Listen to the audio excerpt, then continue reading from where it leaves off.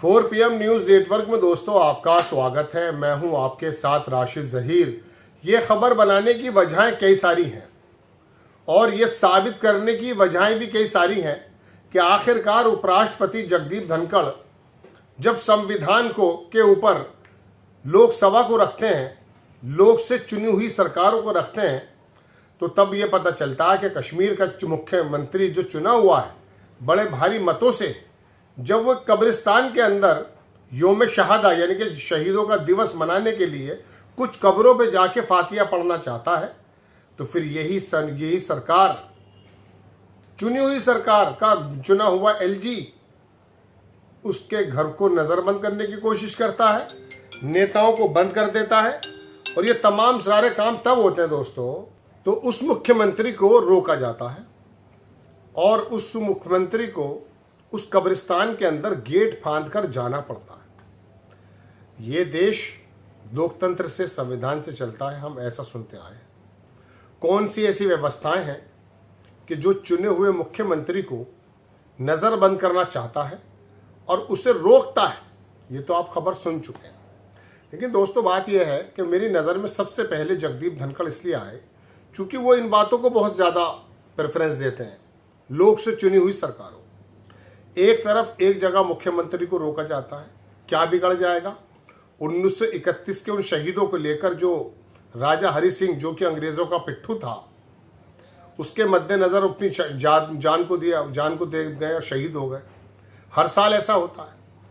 अखिलेश यादव बोले, ममता बनर्जी बिफर पड़ी, स्टालिन बोले और देश के अंदर ये तमाम नेता बोले। कांग्रेस को देखता रहा, कांग्रेस नहीं बोली। लोकतंत्र को लेके, डेमोक्रेसी को लेके विपक्ष की सबसे बड़ी आवाज दरअसल कांग्रेस की है। कांग्रेस क्यों नहीं बोली? चूंकि वो कश्मीर में ज्यादातर मुस्लिमों का प्रतिनिधित्व करते हैं। ये कांग्रेस अक्सर बेशतर राहुल गांधी को अगर हटा दिया जाए, कभी कभी इस चक्कर में रह जाती है कि मेरा दूसरा वोट बैंक ना चला जाए। चलिए, ये बात तो हो गई है।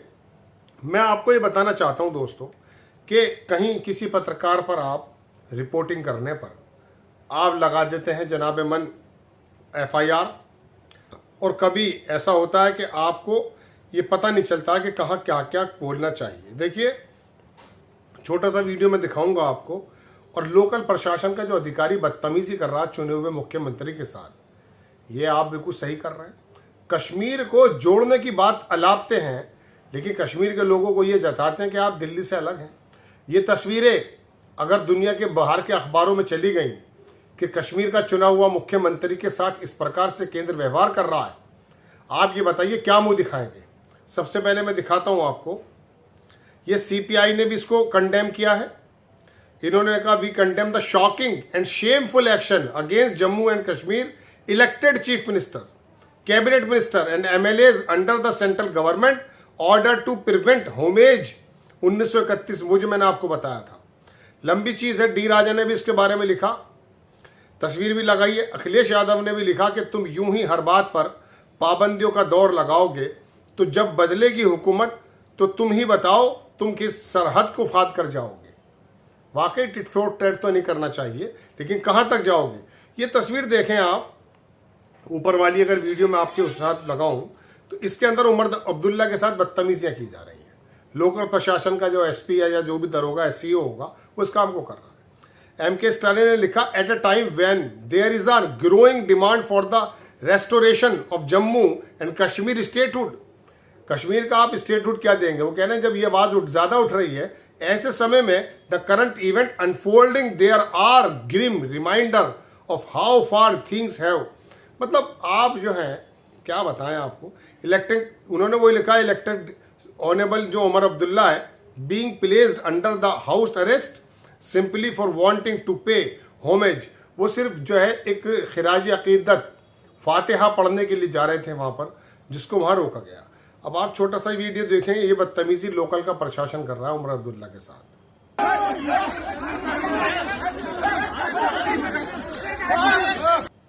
ममता बनर्जी काफी बिखर गई और उन्होंने कहा, what is the wrong in visiting the graveyard of martyrs. शहीदों के कब्रिस्तान में जाने से आपको दिक्कत क्या थी, क्या प्रॉब्लम थी?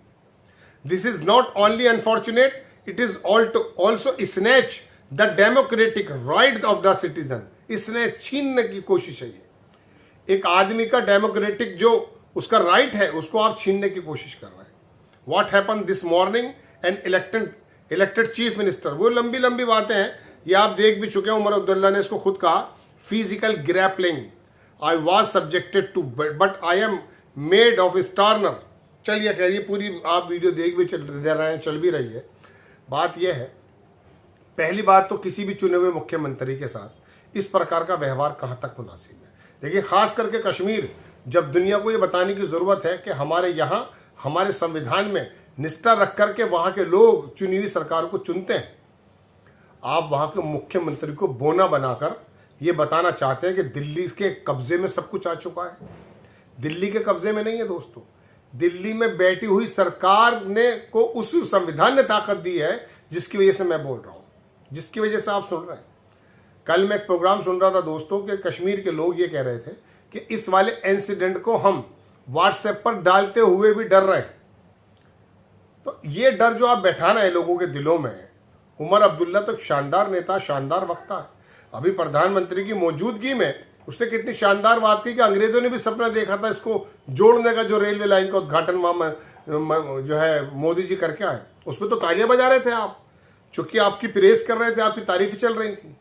लेकिन जब वो बंदा हर 13 तारीख में हर साल जब ये काम होता है, कोई भी जाते हैं वहां पर, आपको दिक्कत हो गई। क्यों दिक्कत हो गई?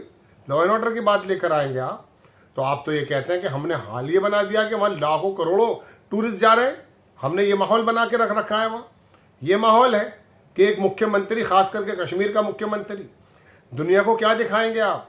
अब आज में और कल में जो बाहर के अखबारों में ये छींचा लेदर होने जा रही है कि कश्मीर का चीफ मिनिस्टर को इस प्रकार से बांध दिया आपने जैसे जेल का कोई कैदी, उसके साथ लोकल प्रशासन के लोग ये बदतमीजियां कर रहे हैं आपके दम पर। फिर ये मुंह निकालकर बात करने की जरूरत नहीं है किसी को कि संविधान सबसे बड़ा होता है और डेमोक्रेसी से लोकतंत्र सबसे बड़ा होता है, न्यायालय को एक तरफ डाल दीजिए, है ना। आप तो कम से कम चुनी हुई सरकार इसको ही जो है एक्सेप्ट नहीं कर पा रहे हैं। दोस्तों, ये एक बड़ी घटना इस वजह से भी है कि कश्मीर के साथ हो रहा है। जिस कश्मीर के बारे में आप कह रहे थे कि स्टेटहुड देने वाले हैं, जोड़ना चाहते हैं, कश्मीरियत को करना चाहते हैं, वहां ये दोरंगा व्यवहार, आप ये व्यवहार इसलिए कर रहे हैं क्योंकि वो जम्मू कश्मीर का चीफ मिनिस्टर है। आप बिहार के चीफ मिनिस्टर के साथ नहीं करेंगे ये काम। ऐसे आरोप भी आप पे लग रहे हैं। फिर कश्मीरियों से ये मत कहा कीजिए कि आप अलग थलग क्यों समझते हैं। उनका दर्द हकीकत में अगर आता है दुनिया के सामने, आपने ही उनको दरअसल पीछे डाल रखा है, वरना वो तो संविधान का विश्वास करके पहले भी सरकारें चुनने लगे थे। रही बात आतंकवादी घटनाओं की, तो वो तो आपकी जो बॉर्डर की सेनाएं हैं उनकी जिम्मेदारी बनती है, गृह मंत्रालय की जिम्मेदारी बनती है कि कितना कम होता, कितना ज्यादा होता, कितनी सख्ती रखनी होती है। क्योंकि इंटरनल में जो लोग रहते हैं उनको तो विश्वास उनका बहाल करना बहुत जरूरी होता है। दुनिया में बड़ी छींची लहदर होती है दोस्तों इन बातों से। जय हिंद।